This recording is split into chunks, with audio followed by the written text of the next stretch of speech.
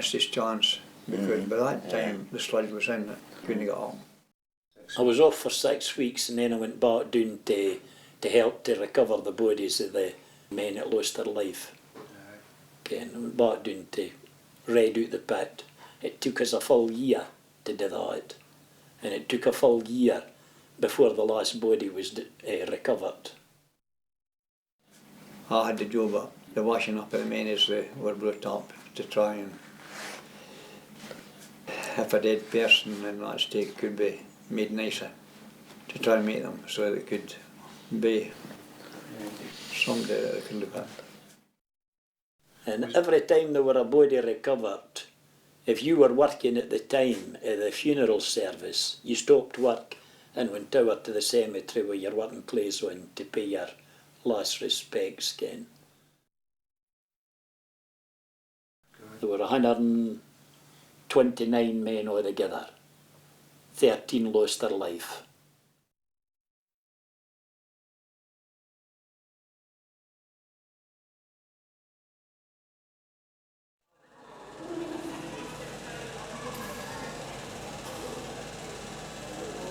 The security of a constant wage coming into the home offered many miners the opportunity to buy cars and televisions and go to Blackpool on holiday.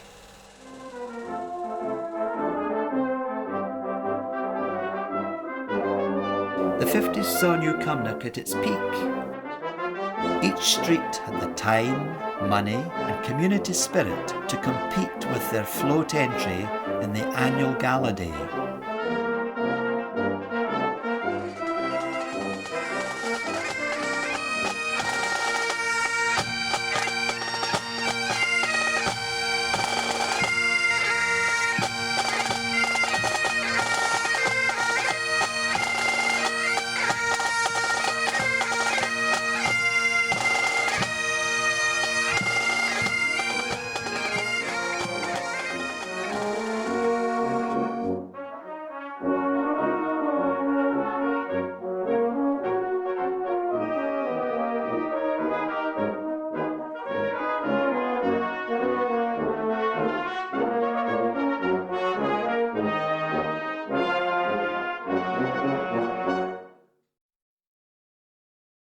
In 1963, the local football team, Glenafton Athletic, reached the final of the Scottish Junior Cup at Hampden. They were to lose on that occasion, and it would take 30 years for them to reach another final.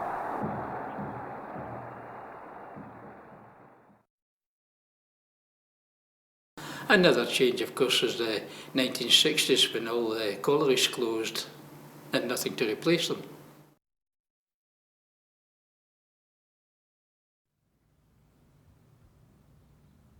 Today the rail line still crosses the road at Connell Park, and the gates are still opened and closed in the same fashion.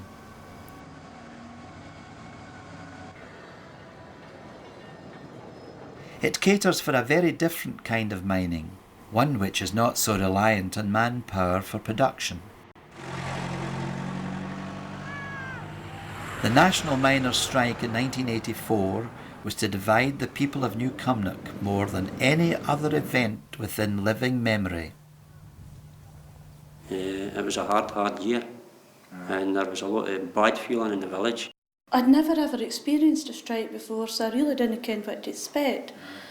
The first 2 weeks wasn't bad, but then as it went on and on, I realised what a strike meant. I really realised what difficulty meant. They decided they'd have the soup kitchen, so we were able to come for our dinner. And actually, I enjoyed coming for our dinner because you were meeting the wives in the same position as yourself, and you were able to talk about things. I can mind the buses coming up and screaming with the grills over them. And we had men picking who dealt me quite plainly, we're fighting a war here. You had good policemen and bad policemen, and you had good pickets and you had bad pickets. All we were trying to do was keep jobs in the village. That's what was always in my mind about it. the Grange would come in for school and say, so-and-so's away back to their work. Margaret would come in and say, I heard so-and-so's away back to their work. And these were guys that I had a lot of respect for, and still do. I was relieved that Billy was going back to his work because we would have a wage coming into the house. I was relieved that it would help the community to try and go back the same as it was. But sadness that it was only a few men that stuck it out.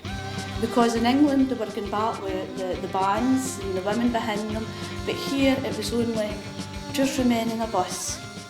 When I got sent to work with a man, and it was done deliberate, who was one of the early men back to work. And within what we today, there was never a word spoken. The flux could have killed, I don't know what Yennis would have been did first, but we just had to go on with it. Deep-rooted divisions between family members, friends and neighbours needed something special to heal the wounds of the miners' strike. 10 long years passed until that something special came along.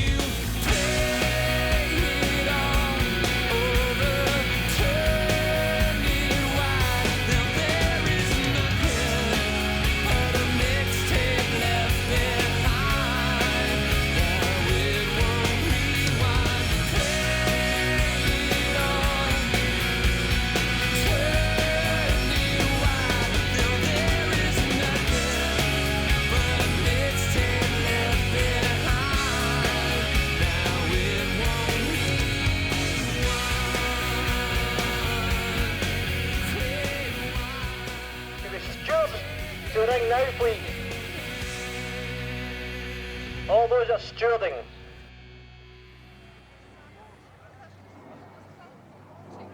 On the flat plain once covered by the ancient loch, the farming community hold their annual cattle show.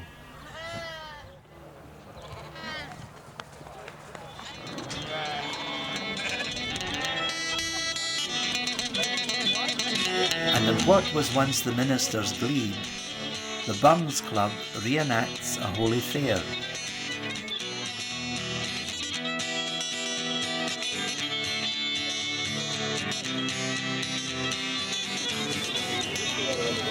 If Hugh Crawford, first minister in the Old Kirk, disapproved of music in the 17th century, how would he have reacted to Homeland's 2000 held at Delegals, the meadow of the church.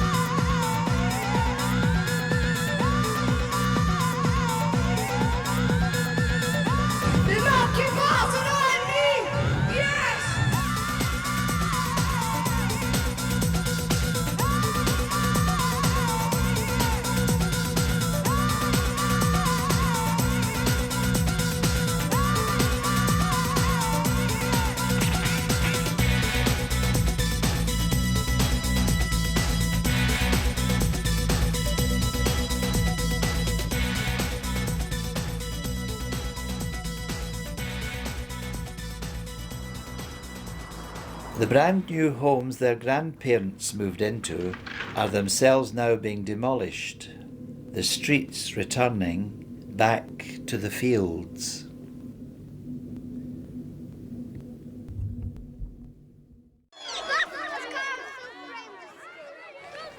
Many young people will have to leave to find employment or to develop their own businesses.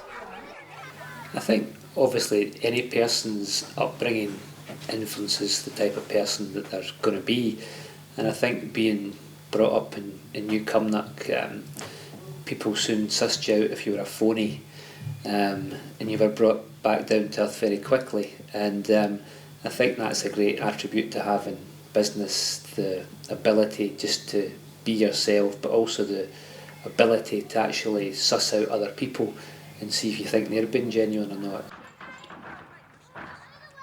So there was 7,000 or 8,000 people populated New Cumnock in days gone by. It's soon just about 4,000. It's down to 4,000 now, and I always make the comment that if they pull down any more houses in New Cumnock, the coal board will say, right, scrub the rest and we'll get the coal that's in a blow it. I think you had to have the pits and the men all working where they depended on each other. Even their lives sometimes depended on each other. And so you had this kind of closeness. It's lost this community. It has lost this. Because King Coal was the main artery in New Cumnock. And when coal went, everything went. I mean, the butcher, the baker, the candlestick maker, the publican, the lot depended on the coal. I always said that the only man that never made money with coal was a miner. You used to hear men often saying, wouldn't it, but you'd be sitting at peacetime in a Blair or whatever, and they would say, it was a great saying in the days. I'm not a miner, we're doing that bit. I'm really happier, and we have far more now than we did then, so to me this is a better life. It's what it was when I was younger. We had all our eggs in one basket here. We don't want to go back to that. We had nothing else but. What we're needing is diversity. New Cumnock is still a town on the route to somewhere else, and it probably always will be. But its history and its people are no less important than those of any other town or city. Throughout its past, it has adapted to change and at times been its instigator. If the town is to adapt to an uncertain future, it will have to depend on its most precious commodity, its people.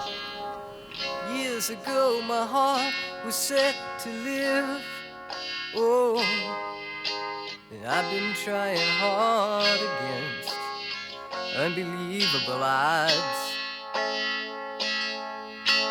It gets so hard in times like now to hold on. The guns they wait to be stuck by, at my side is God.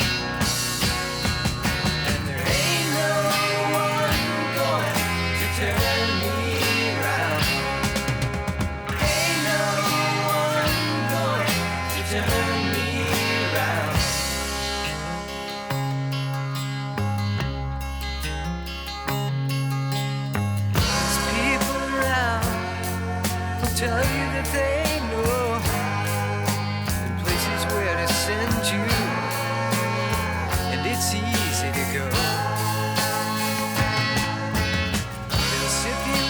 dress you